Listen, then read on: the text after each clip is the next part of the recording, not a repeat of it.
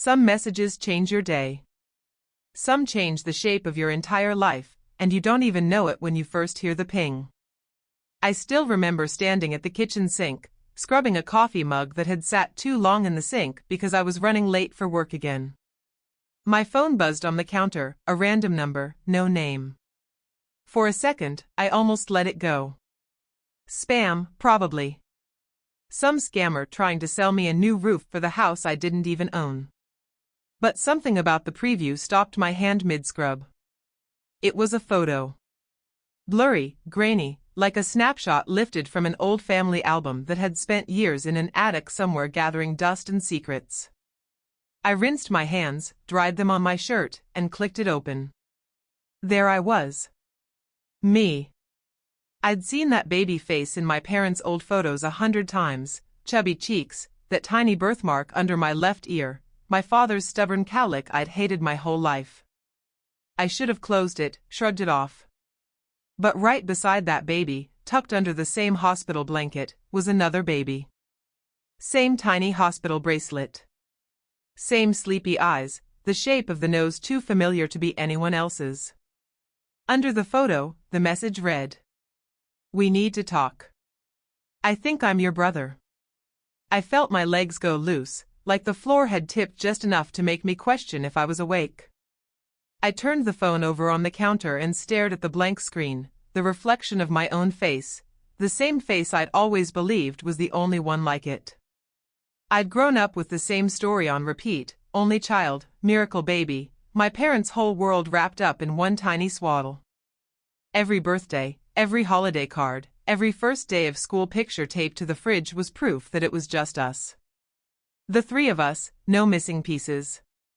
I'd believed them. Of course I did. Who questions the people who tell you who you are? I picked up my phone again, read the message 10 more times. I thought of all the nights I'd asked my mom if she'd ever wanted more kids. How she'd laugh and say, "One was enough. You were enough." She'd always said it like a blessing, like a testament to how much they'd poured into me. I felt that old warmth now curdle into something colder, something that settled under my skin like a bad dream I couldn't wake from. I typed back 3 words, "Is this real?" A moment later, 3 dots flickered on the screen. The stranger, my brother? Sent another picture. A scan of a hospital ID bracelet, the same date as mine, the same hospital name stamped along the thin strip of paper. A note, "I don't want to scare you. But I've been trying to find you for a long time." I wanted to laugh, to say this was a prank. Maybe someone got the wrong number. But in the photo, I saw the tiny detail that undid every lie, the blanket. A yellow crocheted blanket with a small stitched patch of a rabbit in the corner, the same one that sits in a box in my parents' attic right now. The one they said my grandmother made for me. For me. Singular. I didn't know what to do. I didn't know who to call. My hands shook so hard I had to set the phone down again. The house felt too quiet, the walls too close. I heard my mother's voice in my head, "You're our only one. Our everything." And I wondered if there was an echo in another house somewhere, another child hearing the same story in reverse, "You were nothing. You never existed." Outside, a delivery truck rumbled past. Life went on. But inside, something shifted. A tiny crack in the story that had always held me up. A stranger said they were my brother. And no matter how much I wanted to delete the message, I couldn't look away from the face in that photo, the one that looked just like mine. I sat with the photo for an hour before I even thought about calling my parents. Part of me wanted to believe it was a cruel joke, a scam so obvious that saying it out loud would break the spell. But every time I closed my eyes, I saw that yellow blanket, the rabbit patch I'd held onto through fevers, bad dreams, the worst nights of my childhood. The one they said was made for me alone. I thought about not telling them. About deleting the message, blocking the number, pretending I hadn't seen the other baby's face. But that baby looked like me. Looked like all the parts of myself I'd spent a lifetime tracing in the mirror, never realizing they might belong to someone else too. When I finally dialed, my mother answered on the third ring. She sounded cheerful, busy, she always was. Always a list in her hand, always something that couldn't wait. "Hi, sweetheart. You okay? You sound funny." I didn't know how to say it. There's no easy way to ask someone if they built your life on a lie. So I just said it straight. Did I ever have a sibling? There was a silence. Not the warm kind, not the pause between thoughts, but a hard stop. I heard her draw in her breath, like she was choosing which version of herself to put on. "What are you talking about?" She laughed, sharp, too loud. "Where is this coming from?" "Of course not.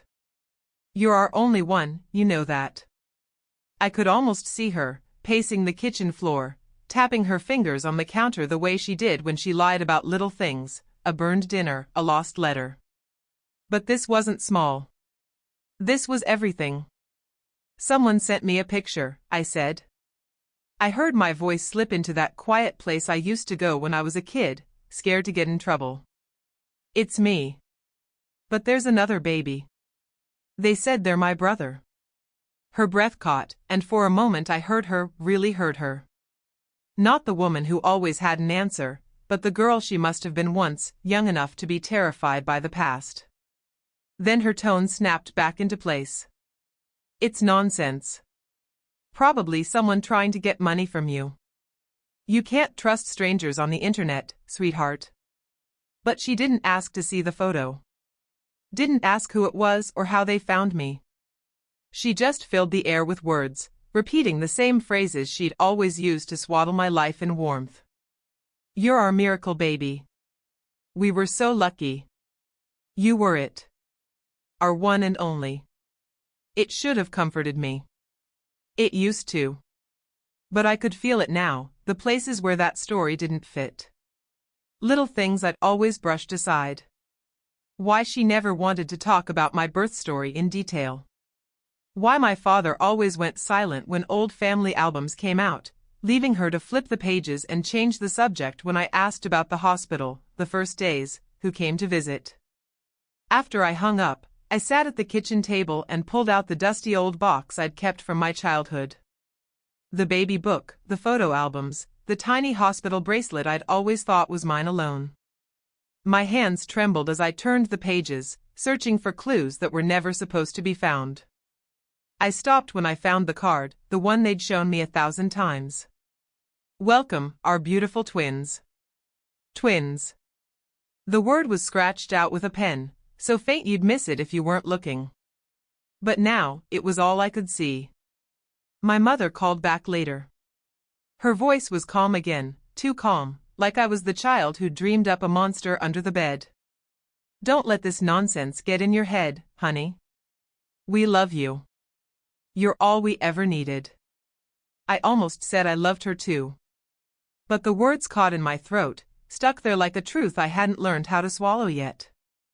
I didn't sleep that night. I lay on the couch with the old photo album on my lap, the baby bracelet coiled around my finger like a question mark that had waited too long for an answer.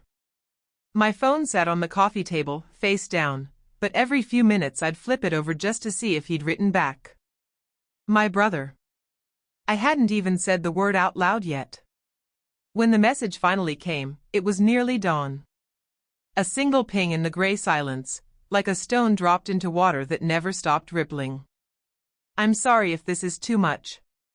But if you want to know, I can tell you everything I know." I sat there staring at the blinking cursor for so long that the sun began to slip through the curtains.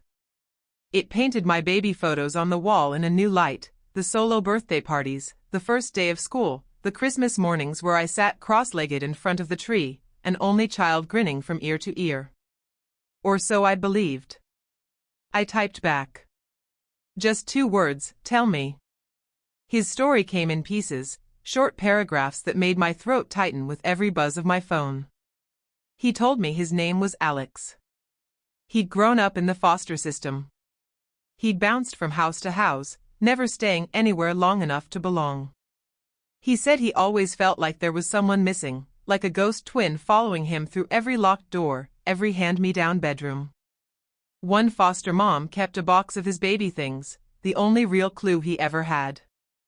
A yellow blanket with a rabbit patch, almost identical to mine. A hospital tag with a number that matched mine, except for the last digit. The tag that was always taped shut in my baby book, too fragile to handle, my mother had said. I'd never questioned that either. I asked him how he'd found me. He said he'd spent years trying DNA tests that matched him to distant cousins who didn't know anything, online forums full of dead ends and well-meaning strangers. But a month ago, someone in one of those groups mentioned an old family rumor, a baby girl adopted out at birth, no trace left behind. A girl who looked just like him. When I found your Facebook, I knew. You have my nose. Our nose, I guess. He added a half-joke emoji, like he was trying to soften the edges of something that should never have been sharp in the first place. I sat there and tried to picture him, a boy who grew up asking questions that were never answered.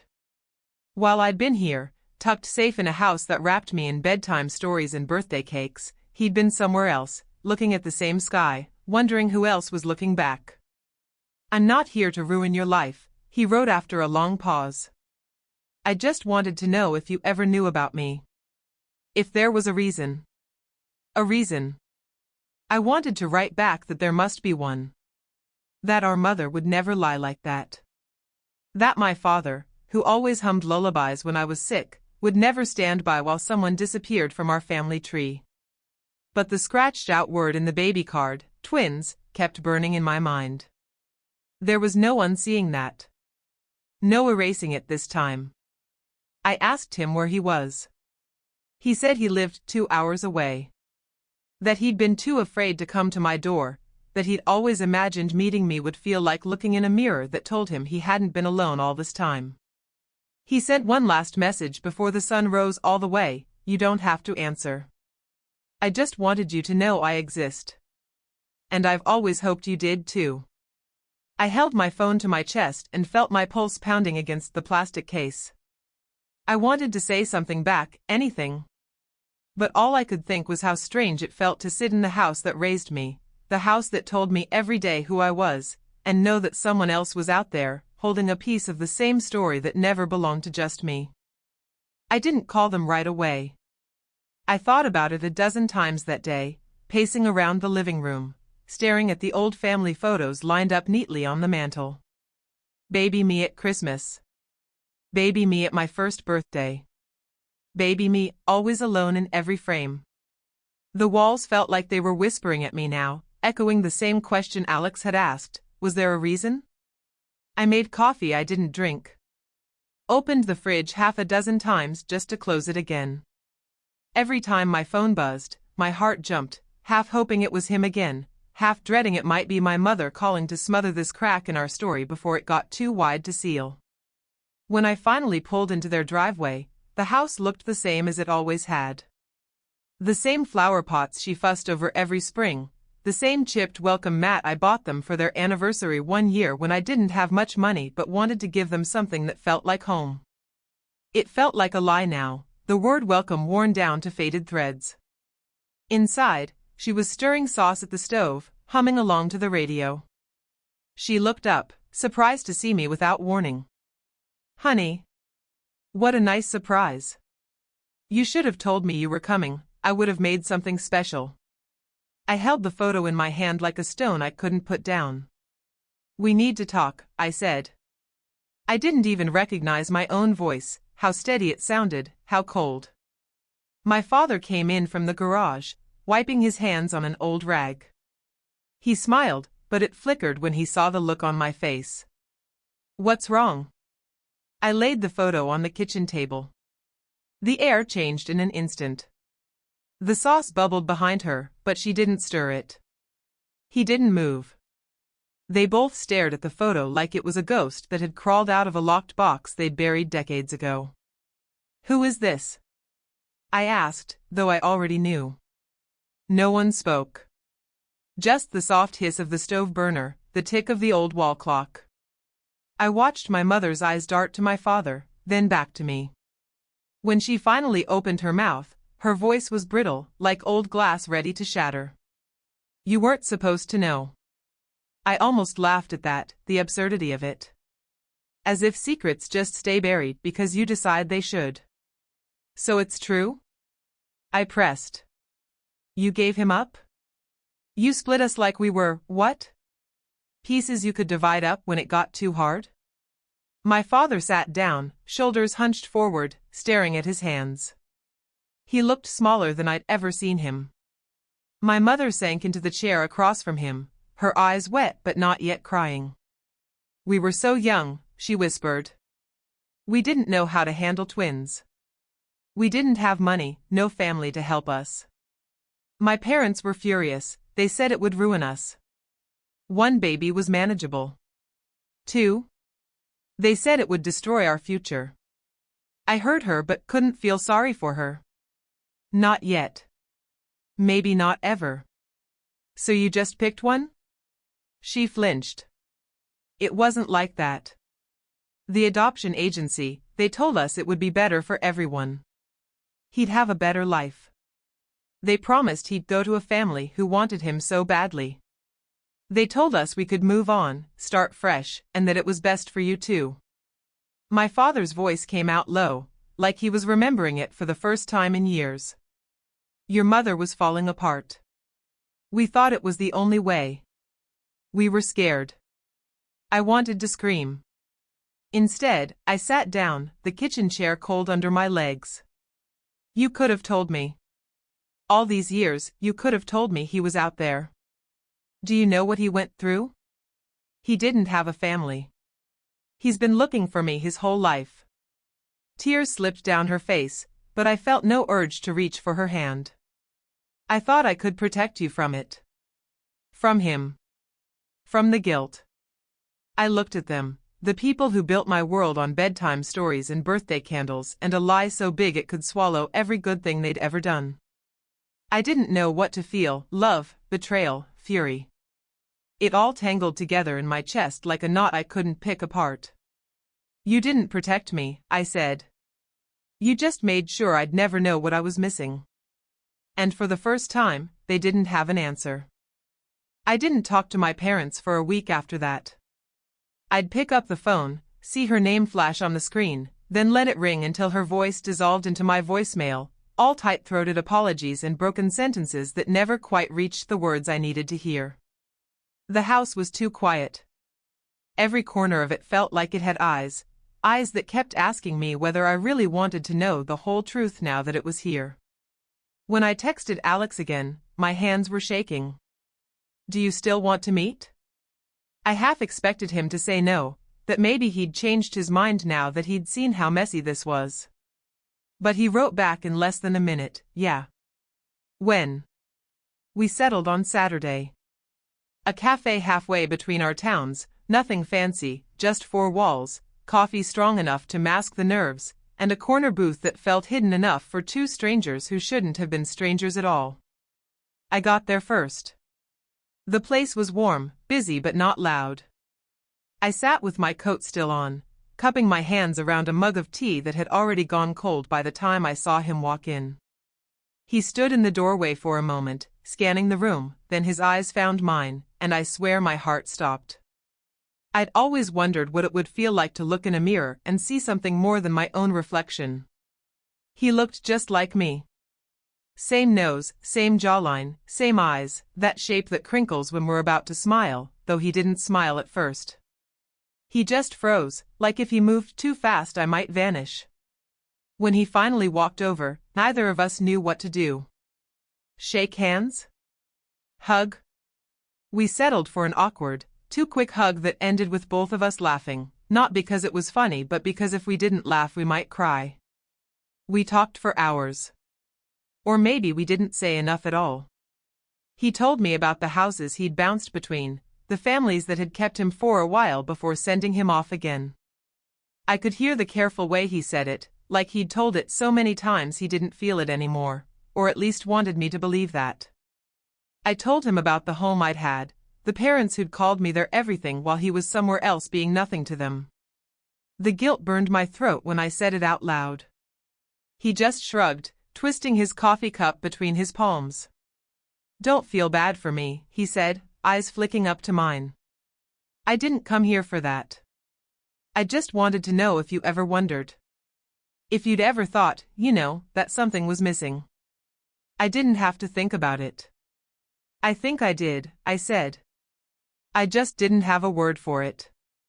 We traded pieces of ourselves in the pauses, favorite bands, foods we hate, how we both chew our lip when we're nervous.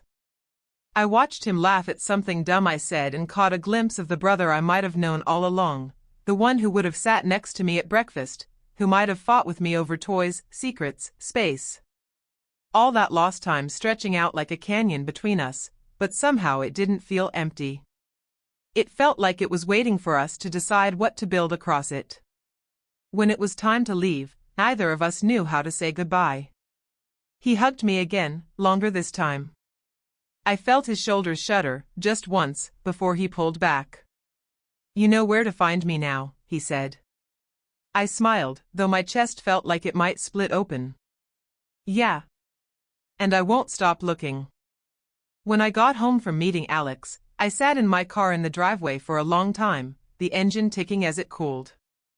I could see the kitchen light glowing through the curtains, my mother's silhouette moving back and forth, probably stirring something on the stove, pretending this was just another Sunday night.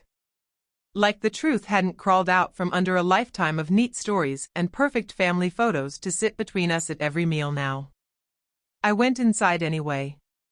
I wanted to hear what she'd say. I think I wanted to see if she'd lie again, or if she'd look me in the eye this time. She turned when I came in, her hands still damp from rinsing vegetables, and for a second I thought she looked older than I'd ever seen her. As if keeping this secret had been a weight she'd held for so long it had shaped her spine. She asked me if I was okay. The question felt so small I almost laughed. I told her I'd met him. That his name is Alex. That he's kind. That he's been alone for too long and he doesn't deserve to feel like a ghost in a story he never got to tell. She sat down at the table, her shoulders folded in like she was bracing for an earthquake that had already happened. "I thought we did what was best," she said, her voice trembling. "We were so scared. They told us it would be easier this way, for you, for him. We were so young.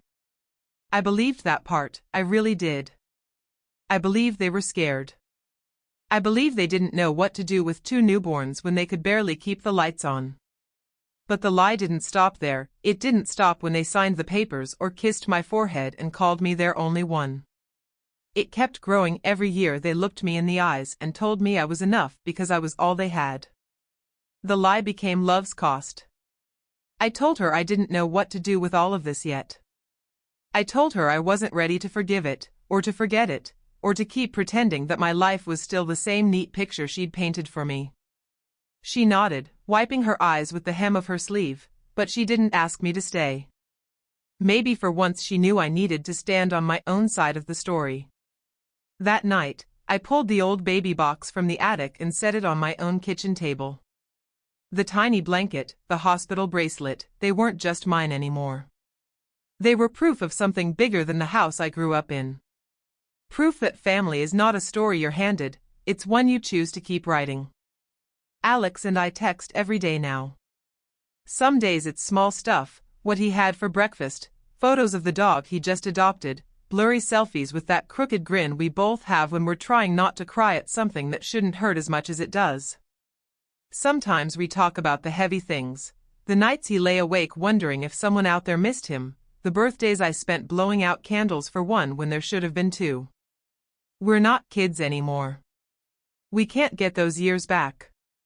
But we have something new now, a chance to build a piece of family that doesn't belong to our parents, or to the version of love they thought they were protecting. It belongs to us. One day I'll invite him here. Maybe we'll stand in this kitchen, side by side, two grown-up kids with matching smiles and 1,000 empty spaces to fill. And when he asks if he's really my brother, I'll tell him the truth. He always was.